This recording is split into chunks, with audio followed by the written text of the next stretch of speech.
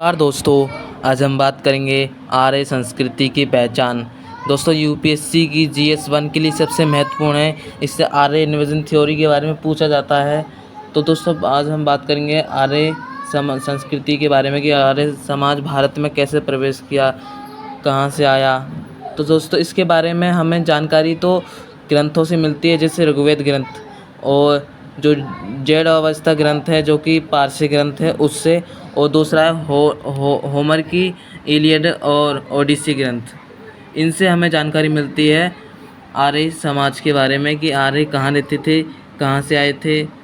और ये ऋग्वेदिक काल जो 1500 से 1000 BC तक के समय काल का माना जाता है। दोस्तों, उसी समय के लोग जो हम बात करेंगे दोस्तों, जो जीवन यापन करते थे आर्य समाज, वो किस तरीके से करते थे। वो कृषि और पशुपालन पर निर्भर रहते थे। उनको खेती करनी तो आती नहीं थी, तो पशुपालन करते थे। उन्होंने बाद में कृषि सीखी। जब भारत में उनका आगमन हुआ, वह लोग समशीतोष्ण जलवायु में रहते थे, जहाँ पे ठंडा इलाका रहता है। वहाँ पे जो इनका मुख्य पशु था वो था घोड़ा। और दोस्तों, हम जानते भी हैं कि घोड़े लेकर ही भारत में आर्य समाज आए थे।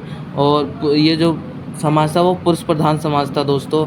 और जब ये दफनाते थे तो जो इनकी जो परंपरा थी वो जलाने की भी थी दोस्तों, क्योंकि पहले जब हम हड़प्पा संस्कृति में देखते हैं तो लोगों को दफनाया जाता था। लेकिन जैसे ही आर्य समाज आया तो हमने देखा दफनाते भी थे और ये जलाते भी थे। और इसमें सबसे महत्वपूर्ण थी पशु बलि प्रथा। पहले भारत में हड़प्पा संस्कृति में सिर्फ ये प्रथा थी नहीं दोस्तों, ये पशु बलि प्रथा तो बाहर से ही आई है। फिर दोस्तों, बात करते हैं ये संस्कृति, जो ये आर्य समाज था ये कहाँ तक फैला हुआ था।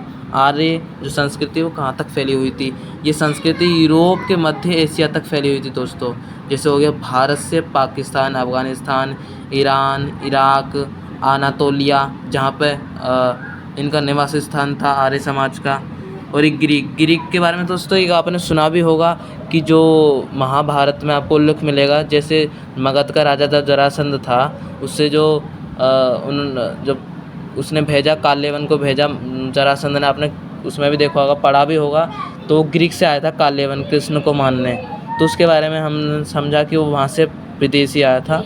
तो वहाँ से भी जानकारी ऐसे मिल जाती है दोस्तों ग्रंथों से। महाभारत के ग्रंथ में आपको मिल जाएगी और पुराणों में मिल जाएगी। फिर दोस्तों, ये जो गर्म इलाके में नहीं रहते थे, ठंडे में रहते थे, क्योंकि हिमालय जैसे जो मध्य एशिया से जो हिंदुकुश पर्वत है ना दोस्तों, उससे थोड़ा मध्य एशिया की उधर ही रहते थे ये।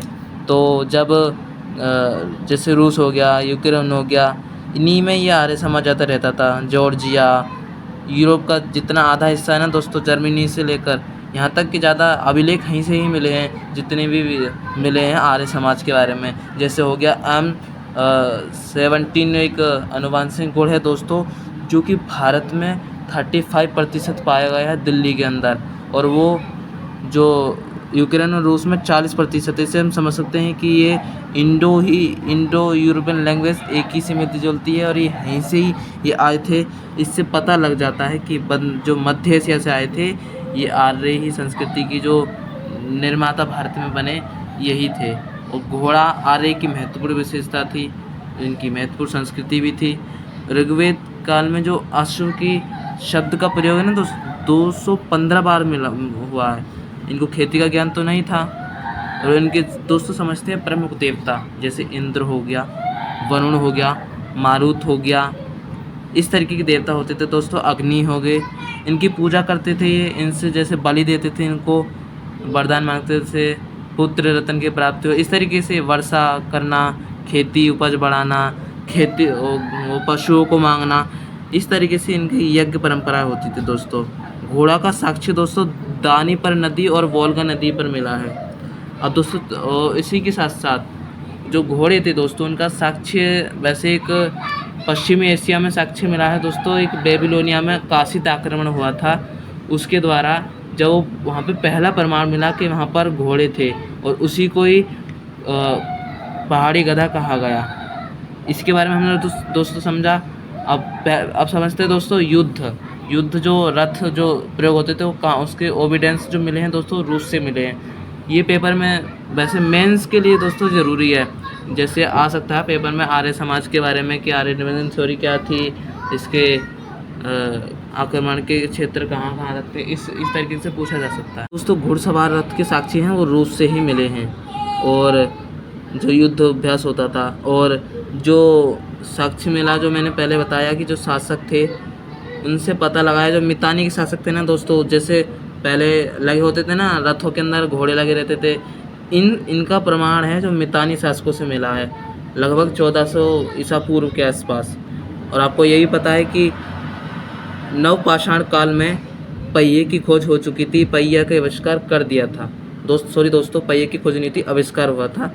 और साथ ही साथ भारत में तो इसका कोई एविडेंस मिला नहीं, क्योंकि उस वक्त हड़प्पा संस्कृति में तो मिट्टी के बनते थे, देखा होगा आपने, ब्रसम मिट्टी का होता था, हल मिट्टी के होते थे, तो हर चीज़ ये ज़्यादा मिट्टी के ही एविडेंस हैं कि हाँ शायद ये होगा इस तरीके के। और जैसे ईरान के हिसार में, जो उत्तरी काकेशिया में ईसा पूर्व जो लगभग देश के आसपास जो उन देशों में ना दोस्तों स्पोक नाम का एक पहिया था, उसके 6 स्पोक होते थे, आप देख रहे हैं स्क्रीन पर। इनका प्रयोग होता था दोस्तों रथ के अंदर लगाने का। और ये दोस्तों हरियाणा के हिसार ज़िले में भी पाए गए हैं। वैसे तो हड़प्पा में तो थे नहीं, क्योंकि दोस्तों हड़प्पा में मैंने पहले ही बताया कि मिट्टी के हलों का प्रयोग होता था। और मिट्टी का जब ब्रसम मिला है तो दोस्तों इससे पता लगाया कि शायद इसका उपयोग होता होगा, तो शायद ये उसका हरियाणा में हिस्सा जो मिला है उससे पता चलता है कि ये पहिया मिट्टी का होगा। लेकिन वहाँ पे मिला है जो स्पोक 6, उस समय लोहे की खोज तो दोस्तों आर्य समाज में हो चुकी थी, हड़प्पा सभ्यता में। उससे पहले कांस्य युगीन सभ्यता थी, पत्थर की आग की खोज हुई दोस्तों। इस तरीके से ये खोज होती गई दोस्तों। आपको अगर प्राग ऐतिहासिक काल, आदिशासी काल और ऐतिहासिक काल के बारे में पढ़ना है तो दोस्तों वीडियो का इंतज़ार कीजिए, आपके लिए बनेगी, वो GS1 के लिए ही होगी दोस्तों। फिर समझते हैं दोस्तों कि जो उपमहाद्वीप के जो घोड़े, जैसे उपमहाद्वीप के बारे में पता लगाया दोस्तों, तो घोड़े कितने अवशेष तो मिले नहीं दोस्तों। शायद हो सकता है कि अगर कुछ मिले हैं, लेकिन क्या पता उनका सामान ढोने के लिए उपयोग किया जाता था, थोड़े कामों के लिए, पर्सनली कामों के लिए उपयोग होता होगा। युद्ध के लिए तो दोस्तों हो ही नहीं सकता, शायद उसमें हथियारों का मिलाने होगा, जैसे धनुष बाण होते थे युद्ध का। ऐसे समझ लेते हैं दोस्तों, इतिहासकारों का समझना ही इसी तरीके से। यदि घोड़ा होता तो वहाँ पे हथियार होते तो समझ जाते कि युद्ध के लिए। जब वहाँ पे युद्ध के लिए कुछ सामान नहीं मिला तो समझो कि सामान कुछ वैसे ही सामान करते होंगे, व्यापार के लिए होगा। फिर दोस्तों समझते हैं भूमिगत निवास। जब ठंड लगती थी दोस्तों आर्य समाज को, तो भूमि में रहने लग जाते थे, भूमि में रहते थे। 4500 BC के आसपास भूमि में रहने लगे थे। और ठंड के कारण दोस्तों सबसे महत्वपूर्ण वहाँ पे ठंड थी, इसके बारे में हमने समझा। वो पलायन करे जब भारत इसी समय इनकी जो दफनाने की परंपरा थी वो शुरू हो गई थी। पलायन जैसी करे, जैसे भारत में आए तो दोस्तों दाह संस्कार के बारे में आपने सुना होगा, इस तरीके की परंपरा स्टार्ट हो गई थी, इसके बारे में हमने समझा। और दोस्तों सबसे महत्वपूर्ण आपको याद रखना है कि ऋग्वेदिक काल को आपको पूरा समझ लेना है। हम आपको अगली वीडियो में ज़रूर समझाएंगे ऋग्वेदिक काल के बारे में, इसके सारे जितने भी खंड हैं, गायत्री मंत्र के बारे में, कितने पार्ट है इसके, कितने मंडल हैं, जो 10 मंडल हैं उनके बारे में, उपनिषद के बारे में, पुराणों के बारे में, इसके बारे में दोस्तों हम जानकारी करेंगे। दोस्तों आर्यों की विशेष उपयोगी सबसे बड़ी जो वस्तु थी ना वो लकड़ी थी। आपने ये भी देखा होगा कि चंद्रगुप्त मौर्य के शासन के वक्त भी लकड़ी के महल से होते थे इस तरीके से। तो आपको एक भोजपत्र मिलेगा जिसको संस्कृत भाषा में भोज कहते हैं। भूमिगत जो घर होते थे उनको ढकने के लिए इनका उपयोग होता था। और जो वैज्ञानिक इसका नाम है वो है बेटुला यूटिल्स। आपको ये महत्वपूर्ण है, शायद SSC के लिए एग्ज़ाम के लिए आ सकता है दोस्तों। इन चीज़ों से कहीं से भी बन सकता है दोस्तों। ज्ञान तो ज्ञान ही है, जितना पढ़ोगे उतना ही बढ़ोगे। और ये जो आपने देखा होगा पुराने ज़माने में पांडुलिपियाँ लिखी जाती थी तो इसी वो पत्र से लिखी जाती थी। इसी इस वृक्ष से जो आपको स्क्रीन पर दिख रहा है, इसी से छील कर छाल बनाकर उस पर लिखे जाते थे। जैसे ऋग्वेद हो गया, इसका की पांडुलिपियाँ लिखी जाती थी। अब समझते हैं दोस्तों अंतिम संस्कार में हड़प्पा में दफनाना परंपरा फैली हुई थी, ये तो हमें पता है। पुरोहित राजा के बारे में हमने मिला है। और जो देमदावाद, सुत्ता, गैंडोर से और मांडा से लेकर आलमगीरपुर तक की जो हड़प्पा संस्कृति त्रिभुजाकार थी, उसके बारे में हमने समझा दोस्तों। यहाँ तक की संस्कृति थी, ये हमने समझ लिया। फिर उसके बाद समझते हैं दोस्तों जो एक प्रमाण मिला है दोस्तों कब्रिस्तान एच बर्तनुमा में। इसके अंदर दोस्तों, इसके अंदर क्या है कि एक कब्र बनाई गई है, उस एक बर्तन के अंदर मरे हुए इंसान की हड्डी की ढेर की प्रमाण इसके अंदर मिला है दाह संस्कार की। वैसे दोस्तों हड़प्पा संस्कृति में दोस्तों ये था नहीं, दाह संस्कार बाहरी परंपरा थी जैसे आर्य समाज की। और हमें पता है हड़प्पा संस्कृति में लोगों को दफनाया जाता था, तो हम समझ सकते हैं कि ये बाहर से आई थी, आर्य समाज से। नहीं समझ लिया। अब समझते हैं दोस्तों अग्नि की उपासना।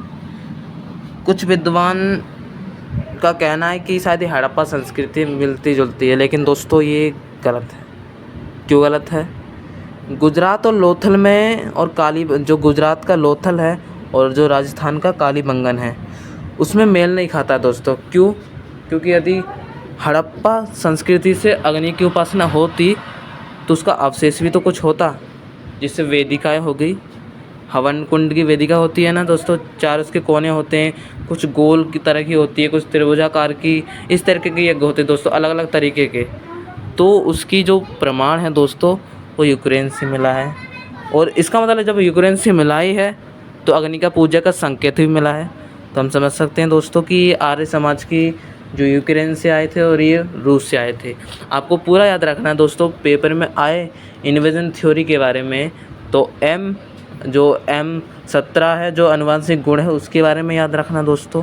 और पहला, और दूसरा है कि यूक्रेन से और रूस से, मध्य एशिया से जैसे कजाकिस्तान हो गया, अफ़गानिस्तान हो गया, हिंदू कुश पर्वत से आक्रमण करके ये पश्चिम से पूर्व की ओर, यानी कि हिंदू कुश पर्वत से भारत की ओर आए थे ये। फिर उन्हें उसके बाद हड़प्पा संस्कृति का अंत हो गया था दोस्तों, हमने पढ़ा भी है 12th क्लास की बुक में। समझते दोस्तों पशु बलि। आर्य का ये अनुष्ठान बहुत ही महत्वपूर्ण होता था, लेकिन दोस्तों ये समझ पाना थोड़ा मुश्किल है। क्यों? कि आर्य समाज, ऐसा भी हो सकता है दोस्तों कि जनजाति में प्रचलन हो कि पशु बलि, जैसे एक गोंड जाति है दोस्तों, वो कहती है कि दूध केवल बच्चियों के लिए है, और जो हम पशुपालन करते हैं तो वो तो भाई हमें उनका मांस तो खाना ही पड़ेगा। क्योंकि अधिकतर जो प्राचीन काल के जो गांव में लोग रहते हैं वो मांसाहारी ज़्यादा होते हैं। जैसे रूस और यूक्रेन में ना चौथी ईसा पूर्व शताब्दी के आसपास अंतिम संस्कार के पशु बलि के बारे में ही पता लगा है। तो दोस्तों हम यहाँ से समझ सकते हैं कि पशु बलि वैसे तो आर्य समाज में प्रचलित थी, महत्वपूर्ण थी। आपने देखा भी होगा कि अश्वमेध यज्ञ होता था, देखा होगा। पुरुषमेध यज्ञ होता था, ये भी पता है हमको।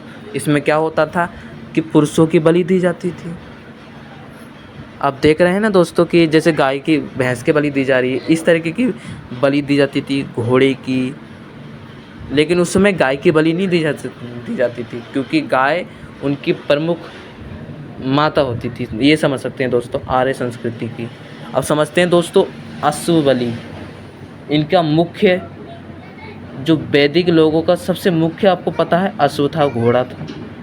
एक फ्रांसीसी विद्वान है लुई रेनू, इन्होंने कहा है कि ये यूरोपीय अनुष्ठान माने जाते हैं, क्योंकि जो अनुष्ठान थे यूरोप के लोग थे। जैसे अश्व बलि होगी, तो इन्होंने कहा है कि ये यूरोप के हिस्से में आते हैं, क्योंकि जितने भी हमने पहले पढ़ा यूक्रेन और रूस के बारे में, तो ये समझ सकते हैं दोस्तों कि यहाँ से ये भारी सभ्यता थी। आर्य सभ्यता भारत की तो थी नहीं, लेकिन भारत में इन्होंने आक्रमण किया, तो ये सभ्यता भारत की नहीं हो सकती।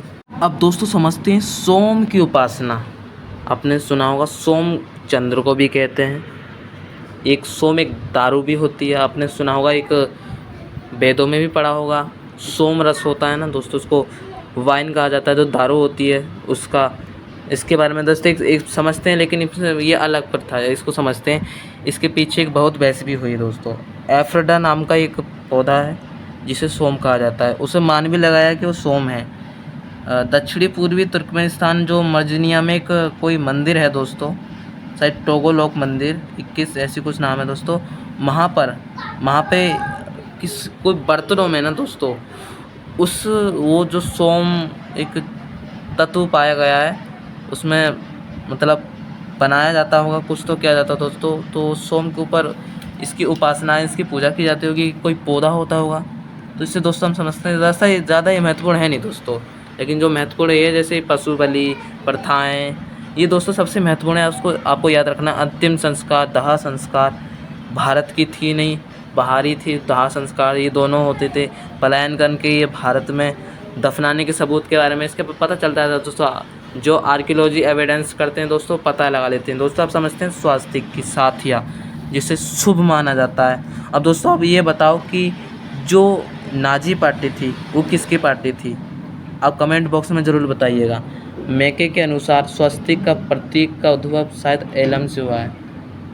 और हाँ दोस्तों, एलम, और इसका साथ ही साथ इसका प्रयोग शुभ कामों में मैंने पहले बताया। कोई कुछ भी शादियाँ फादियाँ होती है दोस्तों, इसका बनाया जाता है ना, उसी तरीके की स्वस्तिक का। इसके बारे में दोस्तों ज़्यादा महत्वपूर्ण नहीं है, आपको ये भी पता होगा। ये सो आप, ये सबसे आसान है। और आपको ये पता होगा कि मैं बता देता हूँ, नाजी पार्टी जो आपको पता होगा आर्यवाद का प्रतीक थी। क्योंकि आपने देखा होगा हिटलर था ना, उसकी पार्टी के ऊपर एक झंडा बना होता है, उसके पास साथ या स्वस्तिक खड़ा होता है। तो आपने देखा होगा वहाँ पे, आप एक बार देख लेना, एक बार पढ़ भी लेना। अब समझते हैं दोस्तों भाषा, आर्यन भाषा सबसे महत्वपूर्ण इसकी विशेषता है कि आर्य भाषा की महत्वपूर्ण इंडो यूरोपियन, ईरानियन, यूरोपियन और इस तरीके की भाषा उनकी होती थी। यूरोनियन, ऐसे जो ईरानियन होती थी, और जो ईरानी लैंग्वेज होगी, इंडो यूरोपियन होगी। जैसे ईसा पूर्व 4500 के आसपास ध्वनि का विकास हुआ दोस्तों। इंडो आर्यन हो गया और इंडो इरानियन हो गया। इस तरीके की भाषा होती थी। इस भाषा का प्रमाण आगडे के राजवंश के शिलापट पर मिलता है। अनातोलिया के हित्तित अभिलेख में बताते हुए भारतीय भाषा एक इंडो यूरोपियन भाषा है।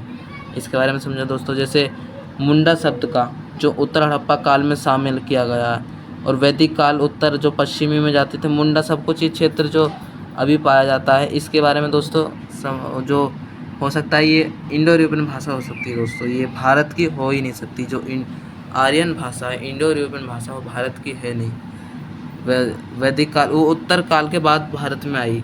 जो जैसे मुंडा शब्द हो गया, ये उत्तर हड़प्पा काल के शामिल है। मैंने बताया ना दोस्तों, उत्तर हड़प्पा काल यानी कि हड़प्पा संस्कृति के बाद इनका आक्रमण हुआ। तो ये इससे पता लगाया आर्कियोलॉजी एविडेंस के द्वारा। फिर दोस्तों आखिरी चैप्टर है इंडो आर्यन का विस्तार।